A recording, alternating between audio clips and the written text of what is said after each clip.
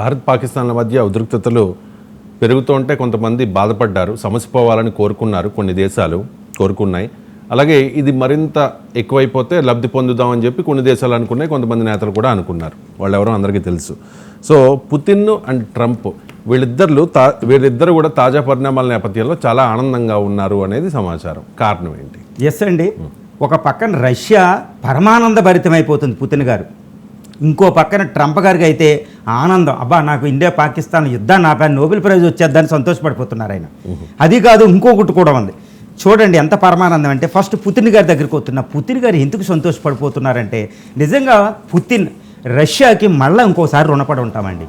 అసలు భారతదేశం స్వతంత్రం వచ్చిన తర్వాత రష్యాకి ఇప్పుడు రుణపడుతూ ఉంటాం. ఏ దేశంలోనైనా రష్యా వల్లే మనం రక్షించబడ్డాం. 1971లో చూడండి ఎంత రక్షణ అంటే భారతీయులు పులకించిపోతారు. ఇప్పటికి కూడా అమెరికా పక్కన పెట్టి రష్యా పక్కన పెట్టి ఎవరంటే నీకు ఇష్టం అంటే పుతిన్ మనకి ఏమి ఇవ్వలేరు, డబ్బులు లేవు, మనకంత తక్కువ డబ్బులు ఉన్నాయి, అయినా రష్యాకే ఓటేస్తారు 100% భారతీయులు. ఎందుకంటే రష్యా అంటే అంత ఇష్టం.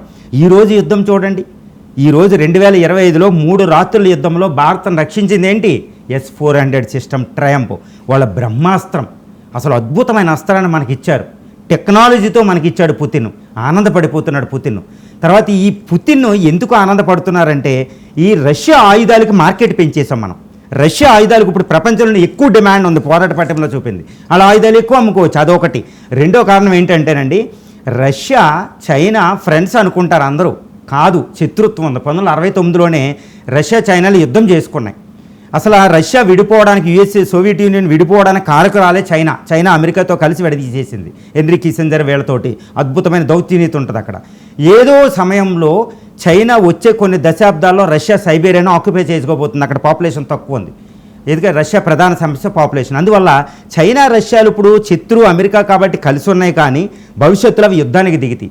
అందుకని ఎప్పుడు కూడా దానికి ఒక ఉదాహరణ చెప్తాను. రష్యా ఎప్పుడు మనకు ఆయుధాలు ఇచ్చి టెక్నాలజీ కూడా ఇస్తుంది, కానీ అదే రష్యా చైనాకు ఆయుధాలు ఇస్తుంది కానీ టెక్నాలజీ ట్రాన్స్ఫర్ చేయదని అనుమానాస్పదం ఉంది. ఇప్పుడు మనం పుతిన్ గారు ఎందుకు సంతోషపడిపోతున్నారంటే, ఆ చైనా ఆయుధాలకి పని చెప్పాం, చైనా ఆయుధాలను విఫలం చేసాం. తర్వాత ఇండియా అనేది ఒక శక్తివంతం అవుతే రష్యా చైనాలు ఎక్కువగా ఫ్రెండ్స్ కాబట్టి చైనాని అణచవచ్చు. పుతిన్ గారికి ఆనందానికి హద్దులే లేకుండా పోనీయండి.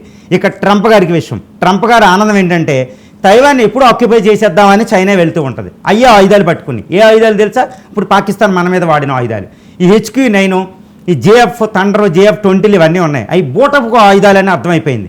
PL-15 అనేది భయంకరమైన ఆయుధం అని నాటో అంతా డిస్క్రైబ్ చేస్తారు. కానీ ఆయుధాన్ని ఇప్పుడు మన మీదకి ప్రయోగిస్తూ కూల్చేసాం దాన్ని పంజాబ్ దగ్గర, అమృత్సర్ దగ్గర. చూసారా? అంటే చైనా ఈరోజు పెద్ద పవర్ ఏమో, అమెరికాను ఓడించేద్దేమో ఇండో చైనాలో అనుకుంటున్నారు.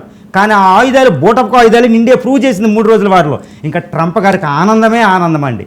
మీకు అర్థమైందా? తర్వాత ఇండియా చైనా ఆయుధం మేము ఆపామనేది ఆయనకి ఇచ్చేసాం.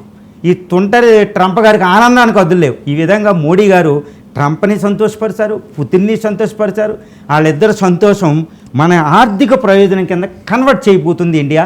ఇది ఒక అద్భుతం అని చెప్పుకోవచ్చు.